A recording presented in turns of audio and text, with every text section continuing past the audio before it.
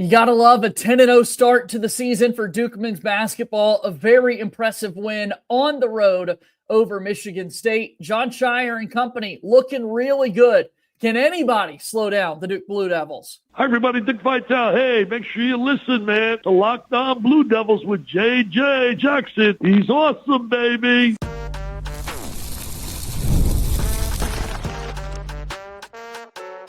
You are Locked On Blue Devils, your daily podcast on the Duke Blue Devils. Part of the Locked On Podcast Network, your team every day. Hello, everybody. Welcome into another episode of the Locked On Blue Devils podcast. My name is J.J. Jackson. It's so great to have you here with us today on Tuesday, December 9th, 2025. Locked On Blue Devils is your one-stop shop where we discuss everything going on inside the life of Duke athletics. And on today's show, we're going to highlight the Duke men's basketball victory over Michigan State. We'll talk about Duke football winning their first ACC championship since 1989 and so much more. All of that on today's show with our good pal Kevin Connelly from Durham. If you haven't done so already, please be sure to follow and subscribe to Locked On Blue Devils for free, wherever it is that you get your podcast. Leave us a 5-star rating and written review. Also, you can watch our show each and every day on YouTube. Subscribe to our YouTube channel as we continue our climb towards 5,000 subscribers on YouTube. I can't wait to celebrate that milestone with all of you guys. Comment on these videos. If you're an everydayer, a special shout out to all the everydayers out there. You guys make this thing move, and I'm so appreciative of this community that we've built with Locked On Blue Devils. So without further ado, Kevin Connelly joins us on the program today to recap a really exciting weekend for Duke basketball between football, winning the ACC, basketball improving to 10-0. It's really difficult right now to find some complaints with Duke athletics. Kevin, I hope you're doing well. No, JJ, it was a banner day for Duke athletics. You had the hope that it was going to be a day that lived up to the hype, and boy, did it certainly do that with two big wins. Yeah, let's get into it. Let's talk basketball first. The Duke Blue Devils defeat Michigan State 66-60. I look at this basketball game, Kevin, just walk away so amazed at what we saw. Duke's largest lead in the game was 6 on a few different occasions. Michigan State's largest lead was 5. The entire basketball game was played out between 11 points. It was really fun to watch, man. It made you nervous. You were on the edge of your seat the whole time, but man, it was some good basketball. Well, it was a perfect college basketball game, JJ, right? Like, this is what you hope for when you have two undefeated teams, two top 10 teams, two teams that I think getting off to the best starts maybe of a handful of teams, maybe playing like the 5 best teams in college basketball. And it certainly lived up to the billing. And it was a game going into it, JJ, where I thought Duke could lose. I thought this was a chance where Duke could slip up because I didn't have those same thoughts in their previous 4 games against these power conference teams, whether it was Texas or Kansas or Arkansas or Florida. I didn't think that Duke could or was going to lose those games. I had a feeling that this was a game that they could drop, and they found a way. Resiliency. Jon Scheyer, I thought, made a couple of tremendous coaching decisions, especially in the second half, out of necessity to keep his team in the game, and everything they did kind of worked to perfection, and it resulted in this big-time win. Yeah, defensively, Duke was really locked in, really for the whole game, but in that second half, they ramped things up. 34 points given up in the first half, 26 in the second, gives you that final margin of 60 or total points of 60 for Michigan State. And in that second half, Duke made the pivotal switch to a zone, and it really kind of freaked out a Michigan State team that kind of surprised me, Kevin, because offensively, they were getting a lot of really competitive looks and actions. But once Duke made that switch to zone, the Spartans really had no idea what was going on. Which is surprising, too, for a Tom Izzo coach team. You would think that they would have a couple of zone beaters. Now, Jeremy Fears shooting the basketball was as bad could be in this game, going 0 for 10. Jackson Kohler, he played a really good game, and especially in that first half where I think he started 4 of 5 from three-point range, and then he only got one more three-point attempt up after that in the first half. So Duke did a much better job defending him. Cohen Carr, you saw his athleticism on display. Yeah, but JJ, don't get it twisted.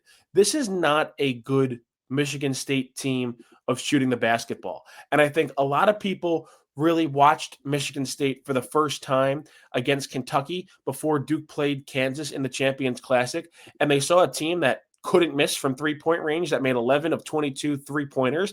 That's not them. Yeah. I guess it was a great night. I think Kentucky's defense contributed to that, but this is a Michigan State team that is not a very good team shooting the basketball. Even in their game against North Carolina, they shot 50%, but they only attempted 10 3-point shots. They got inside for most of their points in that game. So I think Duke eventually was playing the odds that they're not going to hit at this rate, and they didn't. And I think the zone had a really big part in that, although I think a big part of using the zone was because there was foul trouble in the front court with Pat Gongba and Cameron Boozer. Yeah, boy, was there. You could put Malik Brown in that conversation as well. All three of them had 4 fouls, and then Cam Boozer ultimately picked up his 5th and fouled out of the game. First time in his college career that he's fouled out. But in that first half, Cam Boozer was held to 2 points on just 4 shot attempts before really waking up in the second half. 16 points in the second half to finish the game with the final line of 18 points, 15 rebounds, and 5 assists. Highlight that first half for me, if you will, on a sort of passive almost Cam Boozer, but then figuring out in the second half, I got to get to work here. I got to help my team out. Well, JJ, I'm going to take a different kind of look at this, because typically when you have a superstar and they're not scoring the basketball as they typically do, they're invisible. And I didn't think Cam Boozer was invisible in the first half. I thought he was impacting the game in other ways. He had 7 rebounds. He had 3 assists. He was doing other things besides scoring. Sure. And now Michigan State certainly catered their defense towards stopping him. Anytime he got the ball on the low block, they were bringing a double. Sometimes when they didn't bring a double, Boozer anticipated a double coming and then still passed instead of trying to go to the basket. So I think there was a little bit of a learning curve for Cam Boozer in the first half. But unlike some stars who aren't scoring and they're just invisible, they don't impact the game in other ways, Cam Boozer still did that. And we've seen that a couple of times. I think going back to the exhibitions, I think maybe he was great against Tennessee. Texas, the opener against Texas, where he wasn't great in the first half, but he was still doing other things to help impact winning before he got going, scoring the ball in the second half. So I think that makes Cam Boozer stand out maybe above some other top players in college basketball right now, that when he's not scoring, he's still doing other things to help his team win. Well, and he shot 9 times in the second half to get to that 16-point total and really was hunting his shots in certain stretches. And Duke did a great job of putting him in position to put his head down and score, and they needed it. I mean, when he woke up, the rest of the team really started to wake up. A big first half from Nick Khamenia, who knocked down 3 3-point shots. Really got the team going and kind of stretched out Michigan State. We saw Sarr, Darren Harris, a bunch of guys in that first half be able to knock down some shots from the outside before a second half in which you really saw Cam Boozer start to get to work. Listen, JJ, I think those are great points that you brought up. And I want to talk about Khamenia for a second, and then I want to switch to Sarr. Yeah. Khamenia, and I've been saying this really since those exhibition games, that he does the little things. Khamenia, to me, is going to be such a good player at Duke, because you see in this season, and certainly he's going to get better this year, but he's going to be that guy that can hit 3-pointers, and he's going to stick his nose into tough situations and rebound. But throughout this game, both specifically in the first half, but also in the second half, I just kept imagining him as a 2- and 3-year player. Now, is that going to come to fruition? I don't know. I think certainly 2 years. I don't see him going to the NBA, especially with how deep it seems like this draft is. Yeah. But we'll see. If he continues to progress, and right now he could be a spot-up shooter and rebounder, and I don't anticipate that he's going to be that player for his college career, which I think should last maybe 3 years.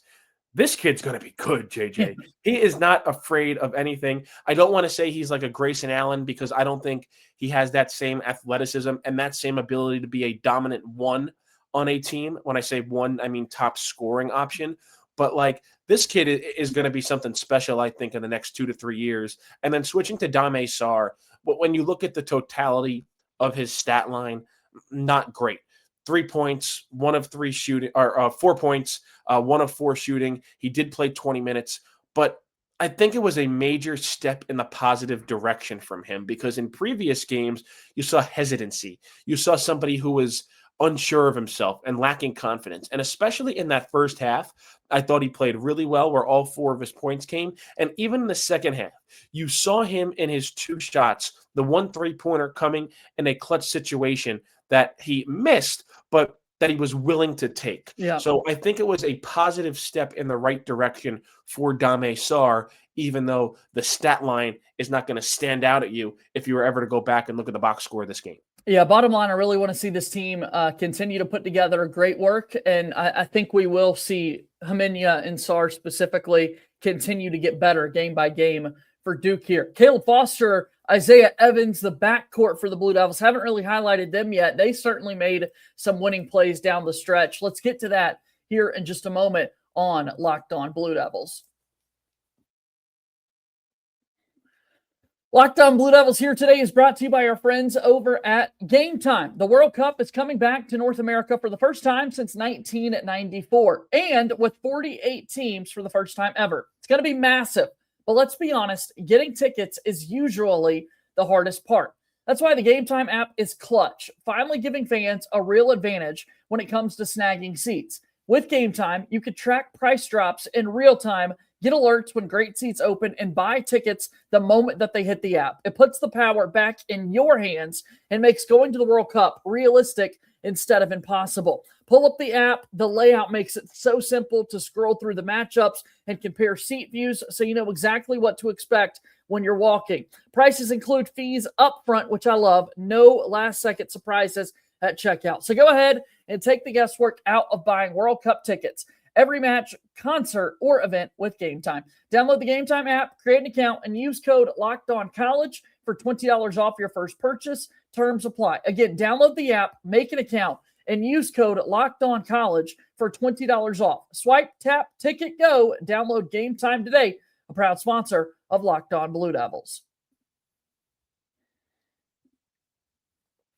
Thank you guys so much for making Locked On Blue Devils your first listen and your first watch each and every day. And thank you for making Locked On the #1 sports podcast network. You already live your team every day. Now you can take it up a level and go ad-free. Brand new this week.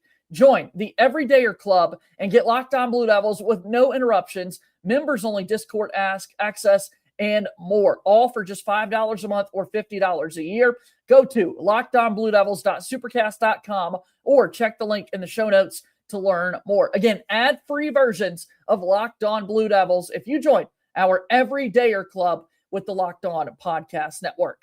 Okay, Kevin Connelly's hanging out with me today. We're talking about this win for Duke over Michigan State. Now we got to get to Isaiah Evans and Caleb Foster. Isaiah Evans made 3 critical free throws there late in the second half. And then Caleb Foster actually made the 3-point jumper that hit every part of the rim and backboard, but it went in. That's what matters. And then made 2 pivotal free throws where earlier Duke as a team really struggled at the free throw line like they have this entire season, but he made them when it mattered most. Talk to me here about the backcourt.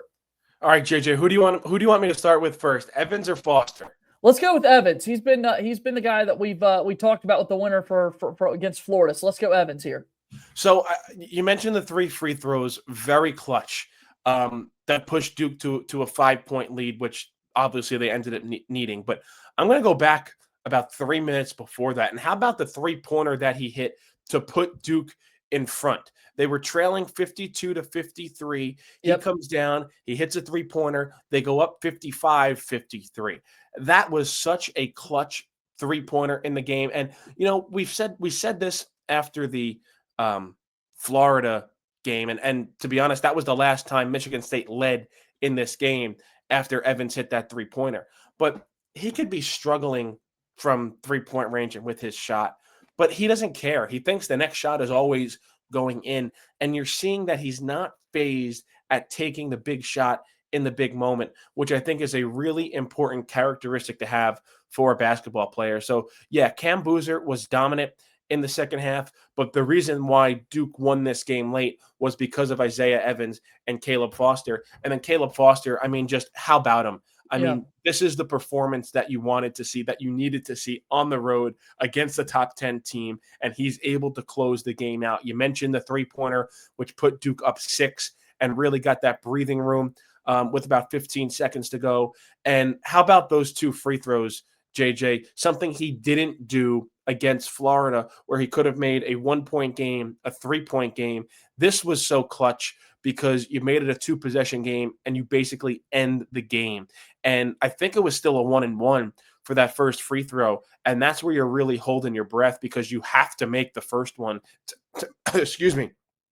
to make it a 4-point game and to make it a 2-possession game. And not only does he hit the first one, which you could feel like by watching him on TV and also his form, there were some nerves there. Yeah. But then the second one, he hit very cool, calm, and confidently, puts Duke up 5, and they get the big-time win, adding another point there at the end. Well, and you could tell by Cephas's reaction once he made that first free throw, how fired up he was, that he was able to get it done, make it confidently, and then go on and shoot the second one and make that one as well. I mean, that was one of the coolest parts to watch there, and Duke again picks up the 6-point victory. We'd be remiss, though, if we didn't talk about their defensive effort as well. And Caleb Foster had the matchup against Jeremy Fears Jr., who continues to lead college basketball in the assists department, number 1 in all of Division I hoops. Did walk away from this game with 13 assists, which is an eye-popping number. But Caleb Foster, in terms of looking for Fears' shot, he made that incredibly difficult. Well, yeah, I mean, yeah, he was 0 for 10 from the field. And this is a guy in Jeremy Fears who entered this game as one of the better players in the country, getting off to such a hot start. I mean, he had 19 against North Carolina. He was 8 of 10 in that game.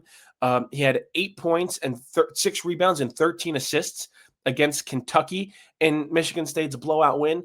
And then against Duke, he's completely kept in check, where he only has 6 points. They all come from the free throw line. He only gets 2 rebounds, but as you mentioned, he does have those 13 assists.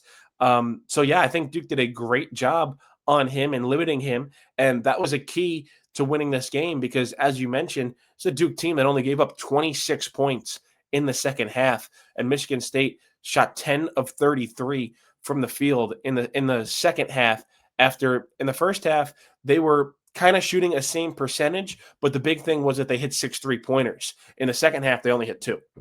Yeah, I mean, they were making shots in that first half and made life difficult for Duke, but the defense stepped it up for sure, made things happen again. Shout out to the guards, man. I thought Isaiah Evans and Caleb Foster played incredibly well and was all around impressed with their performance. We won't give a shout out necessarily, Kevin, to our friends over at Fox. A lot of people very critical of kind of listening to Tim Brando and Jim Jackson call this game. And I don't want to necessarily go there. But what in the world is happening in terms of identifying Isaiah Evans? As we've got some fun photos here that were taken prior to the game. In the starting lineups graphic, that is not a photo of Isaiah Evans for Duke. And then in Fox's kind of countdown, the tip-off show, pregame show, whatever it be, a photo of Malik Brown that's labeled as Isaiah Evans. What did you think of this when you saw it, man? Yeah, it's not the first time something like this has happened with the network, especially in those starting lineup graphics. I don't necessarily know what to make of it. Somebody made a mistake, obviously. And when you're in TV and when you're in production like that, all your mistakes are widely broadcast to everybody. So it's a tough job. It's a high pressure job, but certainly it makes for fun on social media when you see stuff like that. Well, and Isaiah Evans didn't take any personal offense to anything like this. He just went out and played his game, man, and made the big time winning plays he didn't know about it until after the game. He had no ideas and was able to play so well and that sort of thing. So all kidding aside, as we talk about the environment there again, how exciting of a game it was. We mentioned the lead for both teams wasn't large at any point. I mean, it was a true edge of your seat type game throughout at a raucous Breslin Center, where Duke now all time is 3-0 there. That's an impressive feat for anybody to go up to a program like Michigan State and have success on their home floor. But then additionally to that, Kevin, how about this Duke team with some, vulgar chants that were coming from State fans to Cam Boozer, and it didn't faze anybody, man. No, I think that shows toughness as a team. obviously both mentally and physically, that they're able to work through that. And, for a guy like Cameron Boozer, even you go through anybody just about on the roster, at least the U.S. born players that played high school basketball, they played in atmospheres kind of not like that, but certainly with opposing fans egging them on, the vulgar chants, the vulgar jeers. Most of them have been through that before, so I don't think it necessarily fazed them. And especially when you look at the mentality of a couple of these guys like Cam Boozer, like Isaiah Evans, I feel like that kind of just feeds into them, Yeah.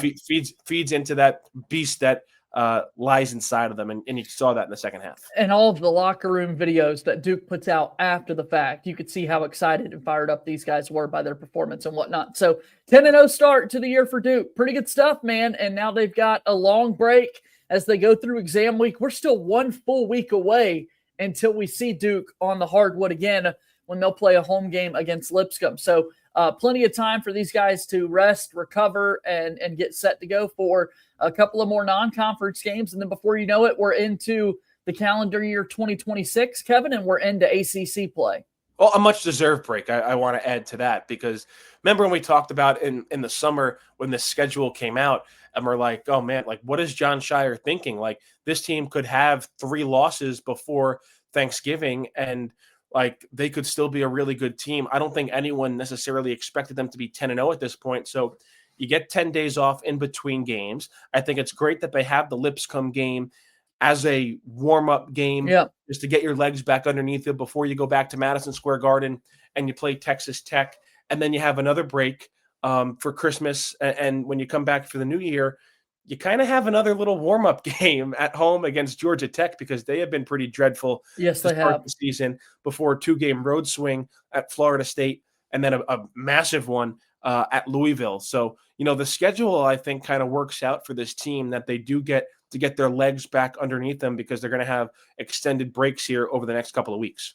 All right, let's continue to talk all things Duke athletics here, and let's kind of transition to the football side of things because Saturday was such a fun day. Duke football won the ACC. Pretty big accomplishment for the Blue Devils. First title since 1989. We'll dive into that here in just a moment. Locked On Blue Devils here today is brought to you by our friends over at Omaha Steaks. The holidays come with 2 big goals, feeding people well and finding gifts they'll actually love.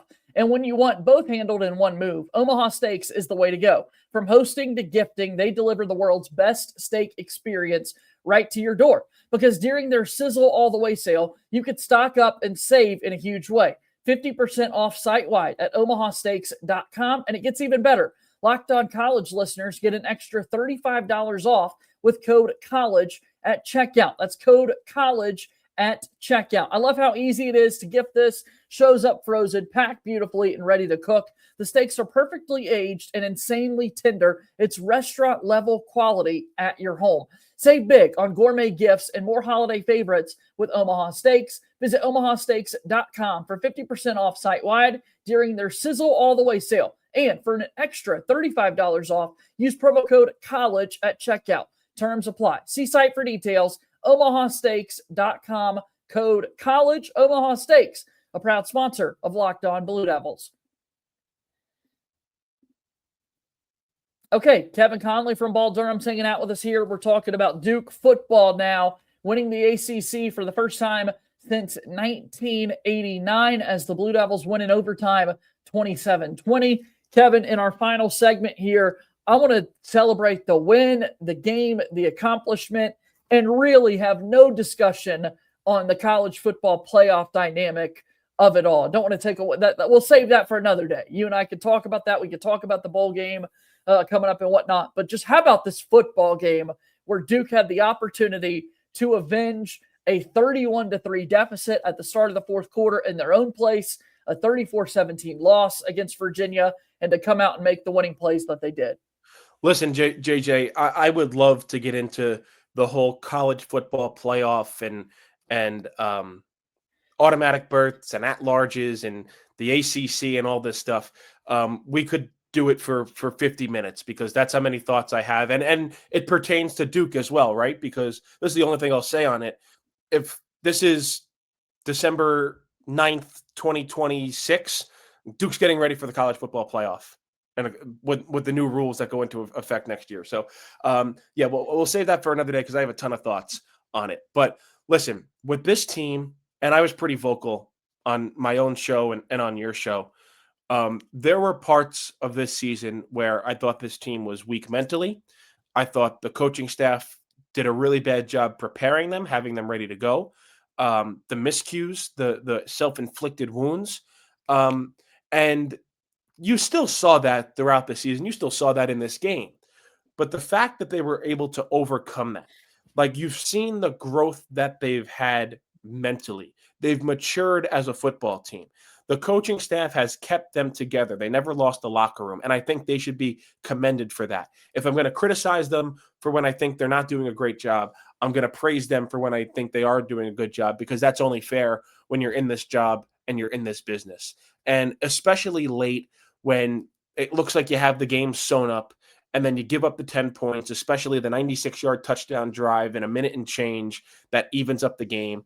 And the fact that up until you got to 1st and goal from the 1-yard line in overtime, that you're able to move the ball so quickly down the field, starting at the 25-yard line, and you do punch it in on 4th and 1. And I guess it wouldn't have mattered if that pass was incomplete because there was a roughing the passer, and Right. They would have gotten 4 more tries at it from the 1-yard line. I have to commend this team. They never gave up. They never lost hope. They continued to fight. And even through all those things that I just listed about some of the negatives that I saw all year, it didn't matter for this team. And it's not their fault that the ACC drew up the tiebreakers in this way and that it fell in their favor that they got to play in this ACC championship game. Like, it doesn't matter to them. Like, that's the conference's fault. That's the conference's issue. Like, don't put that on this team. They were told that they're playing in the ACC championship game. They showed up to the ACC championship game and they won the ACC championship. That's all that they were really concerned about and they were worried about, and they took care of business. And you can't take that away from this team. How about the call in overtime to go for it on 4th down for Manny Diaz and to go for the touchdown? As opposed, you could make the argument, just take the 3 points, put your defense out there, see what they could do. The thought there that your defense had just given up the 96-yard drive wasn't in the budget. And then just even beyond that, the 2025 Blue Devils, to give some stats to people here, Kevin, went 74% on 4th down as an offense this year. 74% on 4th down. Duke as a team was only 39% on 3rd down opportunities this season. Unbelievable success rate from Duke there on 4th down, and it paid off with Manny Diaz making the call there in overtime to go for it. JJ, I thought the same thing in the moment. I thought the same thing after the game when I was recapping the game on my show. And I said, like, I feel like I understand if you kick the field goal. I completely get it. But when has Duke been at their best in this game, in this season? When the coaches have made aggressive moves. Yeah. You look at the game against Clemson.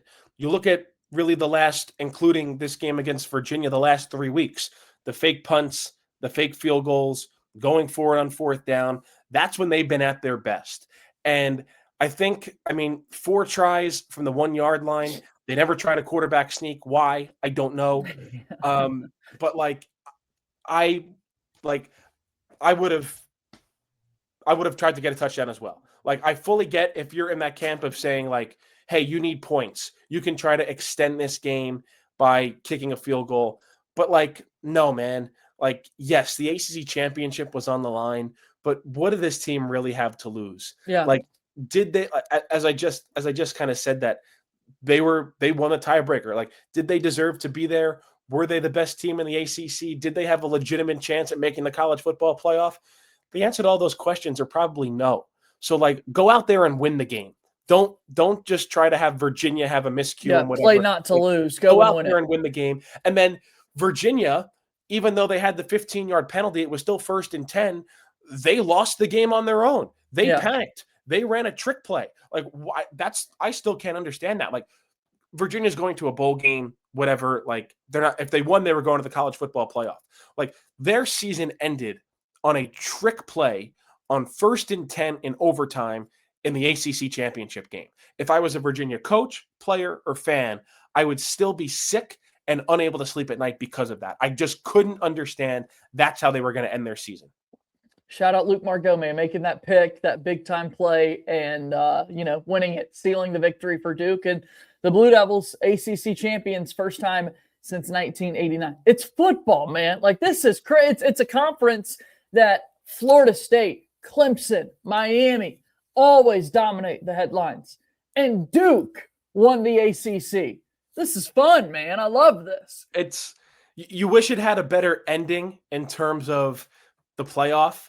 But I guess Duke will always be that trivia question, at least to this point. Who's the only power conference champion that didn't make the college football playoff in its new format? Yeah, absolutely. In the 12-team format, for sure. We'll have plenty more conversations about this in the days and weeks to come. And then on to the next season, we'll see what it looks like for this football team. But a big win all around. I know that you're super busy with your podcast, all the written work. How can people support you, Kevin? Yeah, come read me over at Ball Durham, talking everything Duke basketball over there. And then you could come listen to me talking Duke basketball and Duke football on the Believe in Duke Football podcast, which you can find on Apple Podcasts and on Spotify. Kevin, I'll see you again soon, man. Thanks for being here. Thanks, JJ. All right, that's Kevin Connelly joining us here on today's episode of Locked On Blue Devils. Go support him and all the work that he does there covering this team.